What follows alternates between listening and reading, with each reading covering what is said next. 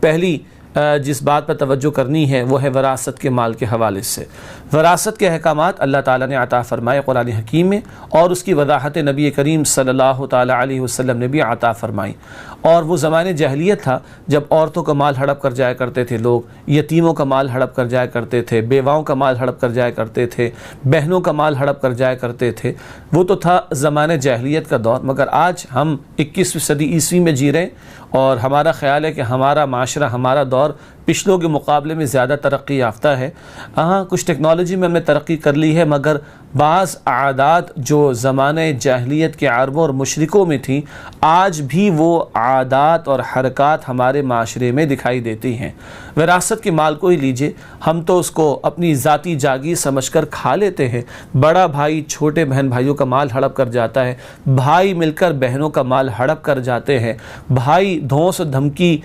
کا استعمال کر کے بہنوں کا مال ہڑپ کر جاتا ہے۔ کوئی ایک شخص سے اس کے بھائی کا انتقال ہوا تو اس کی بھابھی بیوہ ہو گئی، بیوہ کا مال ہڑپ کر لیا۔ کبھی کچھ قانونی کارروائی بھی کر لی جاتی ہے، جھوٹے سچے کاغذات بنا کر جو سچے حقدار ہوتے وراثت کے ان کا حق مارا جاتا ہے، اور اس کو یوں کہیے کہ پیٹ بھر کر ڈکارے بھی لی جاتے ہیں، کچھ تکلیف ہمیں نہیں ہوتی۔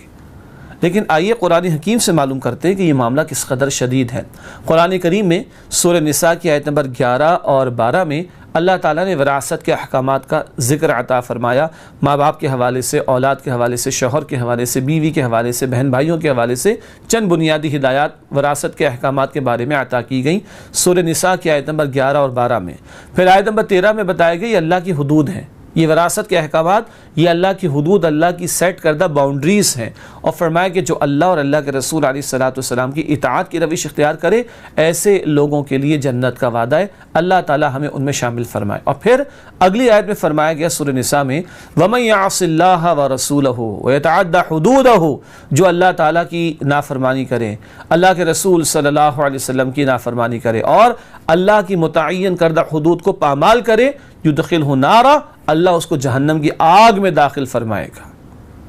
خالداً فیہا، وہ ہمیشہ اس میں رہے گا، وَلَهُ عَذَابٌ مُهِینٌ، اور ایسے لوگوں کے لیے ذلت والا عذاب ہوگا۔ اللہم اجرنا من النار، اے اللہ ہم سب کو آگ کے عذاب سے محفوظ فرما۔ یہ قرآن کہہ رہا ہے جو وراثت کے معاملات میں بے انصافی کرتے ہیں، مقررہ حصہ حقدار کو نہیں دیتے، کوئی بیوہ کا مال ہڑپ کرتا ہے، کوئی بہن کا مال ہڑپ کرتا ہے، کوئی چھوٹے بہن بھائیوں کا مال ہڑپ کرتا ہے، کوئی پورے گھرانے کا مال ہڑپ کر جاتا ہے وراثت کے معاملات کے حوالے سے، ایسے لوگ اللہ کی اور اللہ کے رسول علیہ السلام کی جو نافرمانی کر رہے ہیں اور اللہ کی متعین کردہ حدود کو پامال کر رہے ہیں، فرمایا ان کے لیے تو جہنم کا عذاب ہے اور ذلت والا عذاب ہے جو اللہ تعالیٰ نے تیار کر رکھا۔ اللہ تعالیٰ ہم سب کی اس سے حفاظت فرمائے۔ ناظرین کرام غور فرمائیے ہمارے معاشرے میں کس کس طور پر وراثت کے حوالے سے مال کو ہڑپ کیا جاتا ہے۔ کچھ وہ لوگ بھی ہیں جو یہ سمجھتے ہیں کہ ہم نے ہڑپ تو کر لیا، چلو کوئی بات نہیں، ہم عمرہ کر لیں گے، حج ادا کر لیں گے، ہمارا بلیک وائٹ ہو جائے گا۔ یہ بلیک وائٹ بالکل نہیں ہوتا، حقداروں کو ان کا حق پہنچانا لازم ہے۔ مسلمان کی جان، مسلمان کا مال، مسلمان کی آبرو حرام ہے۔ حجۃ الوداع کے موقع پر اللہ کے نبی علیہ السلام نے باتیں عطا فرمائی، اور اس حدیث کا حوالہ کئی مرتبہ دیا جا چکا ہے اور آئندہ بھی دیا جائے گا۔ کیوں؟ مال کے حوالے سے بہت سارے امور ہیں جو گناہ ہیں، یعنی چوری کر کے مال ہڑپ کرنا، ڈاکہ ڈال کر مال ہڑپ کرنا، کسی کے وراثت کے حصے کا مال ہڑپ کر لینا، کسی کو بے وقوف بنا کر اس کی لیک آف انفارمیشن کا فائدہ اٹھا کر اس کو بے وقوف بنا کر مال ہڑپ کر لینا۔ بہت سارے گناہ ہیں جو اس مال کے تعلق سے ہمارے سامنے آتے، جن میں ایک یہ بھی ہے کہ وراثت کے حصے میں سے کسی کا مال ہے جو اس کا حق بنتا ہے، بے انصافی کرنا، اس کی حق تلفی کرنا، اس کو اس حصے سے محروم کرنا، اس کا حصہ ہڑپ کر جانا، خاص طور پر عورتوں کے معاملات کے اندر، عورتوں کے معاملات میں، بہنوں کے معاملات میں، بیٹیوں کے معاملات میں، بیویوں کے معاملات میں یہ اکثر ہمارے ہاں ظلم اور ستم ہوتا ہے۔ خواہ پڑھے لکھے لوگ ہوں کیا کم پڑھے لکھے لوگ ہوں، کیا بڑے بڑے جاگیردار اور وڈیروں کے گھرانے ہوں اور کیا عام مسلمانوں کے غریب غربا کے گھرانے ہوں، اکثر و بیشتر یہ ظلم ہم اپنے معاشرے میں ہوتا ہوا دیکھتے ہیں۔ اور یاد رکھیے کہ ظلم کے نتائج، بے انصافی کے نتائج، حق تلفی کے نتائج اس دنیا میں بھی سامنے آتے ہیں۔ قرآن تو جہنم کی آگ کا ذکر بھی کر رہا ہے۔ اللہ تعالی ہمیں وراثت کے معاملات میں حساسیت عطا فرمائے۔ کبھی ایسا موقع آ جائے کسی کا انتقال ہو گیا تو اہل علم سے، علماء سے مسئلہ معلوم کر کے صحیح طور پر شریعت کے تقاضے کے مطابق ہمیں یہ ڈسٹریبیوشن کرنی چاہیے انہیریٹنس کی، یہ وراثت کے معاملات کو پائے تکمیل کو پہنچانا چاہیے۔ ناظرین کرام، اس کے بعد اگلی بات کی طرف چلتے ہیں جو وراثت سے ہی ملتی جلتی ایک بات ہے کسی مرحوم یا مرحومہ کے مال کے ضمن میں، اور وہ ہے دوسری بات آج کی نشست میں وصیت کا معاملہ۔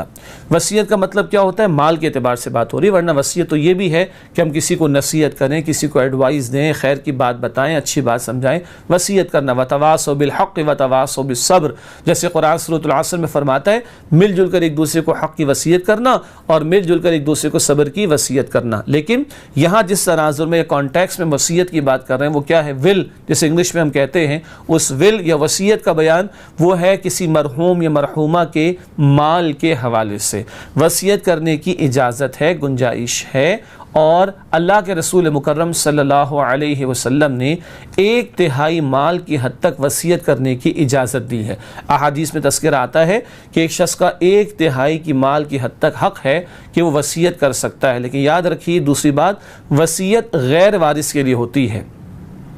ہیئرز کے علاوہ اور لوگوں کے لیے ہوتی ہے۔ جو وارث ہیں، جو ہیئرز ہیں، ان کے حصے تو مقرر ہیں، جو قرآن حکیم نے بنیادی حصے مقرر فرما دیے سورہ نساء کی آیت نمبر 11 اور 12 میں، والدین، اولاد، زوجین اور بہن بھائی کے حوالے سے۔ لیکن وصیت ہوتی ہے غیر وارث کے لیے، ان لوگوں کے لیے جن کا وراثت میں کوئی حصہ مقرر نہیں کیا گیا ہے۔ چنانچہ یہ وصیت اللہ کے رسول مکرم صلی اللہ علیہ وسلم ارشاد فرما رہے، یہ 1/3 کی حد تک جائز ہے، مگر اس میں بے انصافی کرنا یہ جرم ہے، یہ گناہ ہے۔ کیوں؟ اس سے لا محالہ یعنی لازماً کسی کی حق تلفی ہو رہی ہوگی۔ مثلا ایک شخص 1/3 یعنی 33.33% کی بجائے 40% کی وصیت کر دیتا ہے، یوں وہ کسی مقررہ حصے کی حق تلفی کر رہا ہوگا، کسی وارث کا جو مقررہ حصہ ہے وہ گھٹا رہا ہوگا، تو 33.33% کی وصیت تو جائز ہے، اس سے زائد جو ہوگی وہ حرام ہے، وہ ناجائز ہے، اور وہ جرم اور وہ گناہ ہے کہ کسی وارث کے حصے کا حق مارا جا رہا ہوگا۔ اگلی بات، جیسے عرض کیا گیا کہ 33.33% کی حد تک وصیت کی جا سکتی ہے، ایک شخص نے وصیت تو کر دی، اب جب اس کا انتقال ہو گیا تو جو اس کے ہیئرز ہیں، جو اس کے ورثاء ہیں یا متعلقہ وہ لوگ جو ان معاملات کو پائے تکمیل کو پہنچائیں گے، ان میں سے کوئی بے انصافی کر بیٹھے، اس مرنے والے نے تو وصیت کی تھی 33.33% تک، مثال کے طور پر وہ اس کو نافذ کرے 30% تک، 3%، 3.33% وہ گھٹا دے، اور اس وصیت کو صحیح طرح امپلیمنٹ نہ کرے، اس وصیت کو صحیح طرح اگر وہ نافذ نہ کرے تو یہ بھی جرم ہے، یہ بھی گناہ ہے۔ قرآن حکیم میں سورۃ البقرہ میں اس کی طرف توجہ دلائی گئی۔ تو دو پہلو ہوئے، ایک وصیت کرنے والا وہ زیادتی نہ کرے، 1/3 کی مال کی حد تک اس کو اجازت ہے کہ وصیت کر سکتا ہے، نان ہیئرز کے لیے بھی کر سکتا ہے، کوئی رشتہ دار ہو سکتا ہے جس کا وراثت میں حصہ نہ ہو، کوئی دوست ہو سکتا ہے، کوئی وہ خیر کے کام میں لگانا چاہتا ہے، خدمت خلق کے کام میں لگانا چاہتا ہے، دین کی محنت کے کام میں لگانا چاہتا ہے، اس کو حق دیا گیا ہے۔ لیکن 1/3 کی حد تک اگر وہ اس سے زائد وصیت کرتا ہے تو یہ ناجائز اور حرام، لا محالہ وہ کسی کا حق مار رہا ہوگا، یہ بھی گناہ کبیرہ، جرم ہے۔ یا وصیت تو صحیح کی وصیت کرنے والے نے، لیکن جو نفاذ کر رہا ہے، جو اس کی امپلیمنٹیشن کر رہا ہے، وہ اس میں گڑبڑ کر جائے، وہ 33 کے بجائے 30% پر اپلائی کرے یا 25% تک اس کو امپلیمنٹ کرے، یہ جو کمی کر رہا ہے یہ بھی جرم ہے، گناہ ہے۔ سورۃ البقرہ کی آیات کی روشنی میں اللہ تعالی ہمیں ان معاملات میں بھی حساسیت عطا فرمائے، خصوصاً جو پچھلی بات بیان ہوئی وراثت کا معاملہ، اس میں بھی ہمارے بہت کوتاہیاں ہیں، اور یہ وصیت کے معاملات میں بھی کئی مرتبہ ہم دیکھتے ہیں کہ لوگ کوتاہی کا شکار ہو جاتے ہیں۔ سبسکرائب کیجئے ہمارے چینل اور دبائیے بیل کا آئیکن تاکہ آپ کو ریگولر نوٹیفیکیشن اپڈیٹس مل سکے۔